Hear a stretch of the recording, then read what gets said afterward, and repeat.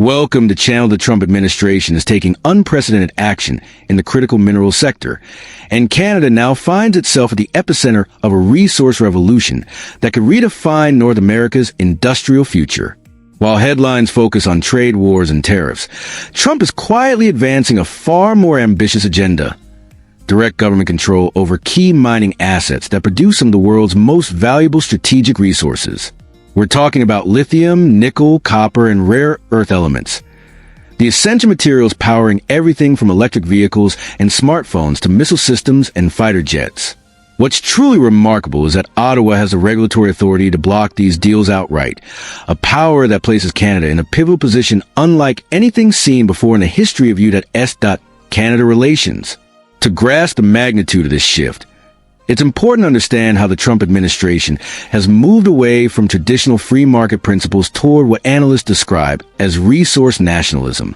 Rather than merely offering tax breaks, subsidies, or loans to encourage private investment, Washington is now taking direct equity stakes in companies deemed vital to national security.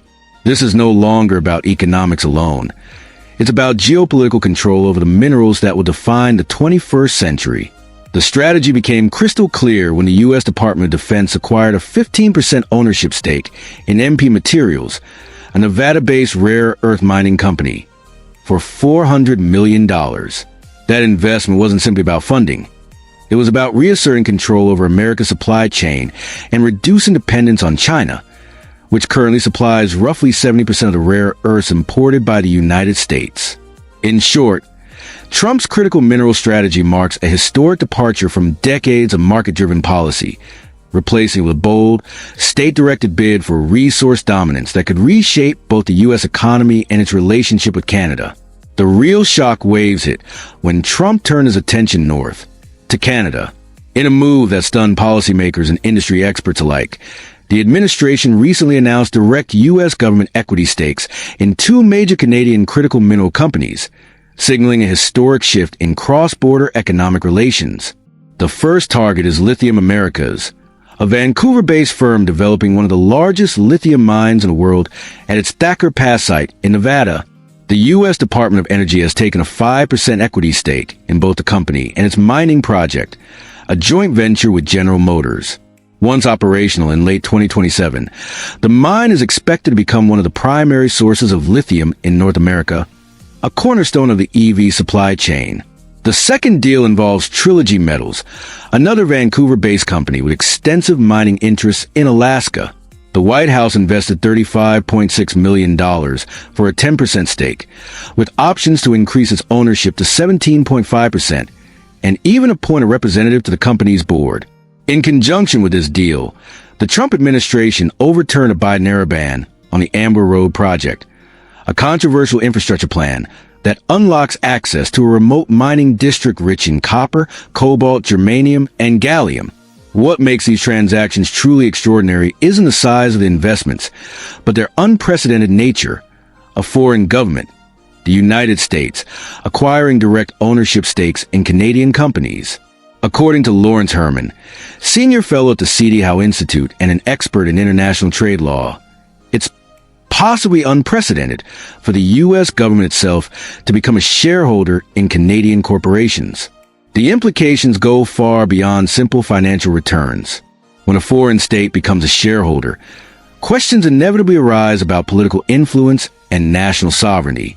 This isn't private capital responding to market forces. It's the U.S. government, armed with strategic objectives and national security priorities, embedding itself inside Canadian corporate structures. Herman warns that sensitive technologies, production data, and proprietary information could effectively fall under U.S. government oversight, a scenario that may not align with Canada's national interests. These concerns are magnified by Trump's broader trade agenda, which has already clashed with Ottawa across multiple sectors. The timing is equally significant. As global competition for critical minerals intensifies, China continues to manipulate commodity markets, often driving down prices to weaken Western competitors. In response, Trump has embraced state capitalism, mirroring Beijing's tactics by using public funds and government control to secure critical resources. Caught in the middle of this escalating resource war is Canada, a nation whose vast mineral wealth and strategic location make it both a partner and a target in Trump's bid to reshape the global supply chain. This situation reflects a broader trade tension simmering between the two nations. The Canada-U.S.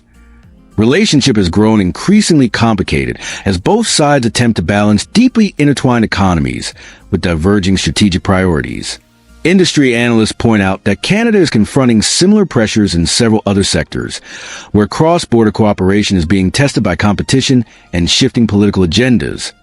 Many in Ottawa see the situation as profoundly unfair, and the question now is whether the federal government will exercise its authority to block these deals. Under the Investment Canada Act, any investment involving a foreign government can be reviewed. And in 2022, the rules were tightened specifically for the critical mineral sector. Since then, Canada has stated that such foreign state investments will only be approved in exceptional circumstances, and only if they deliver a clear net benefit to Canada. Even more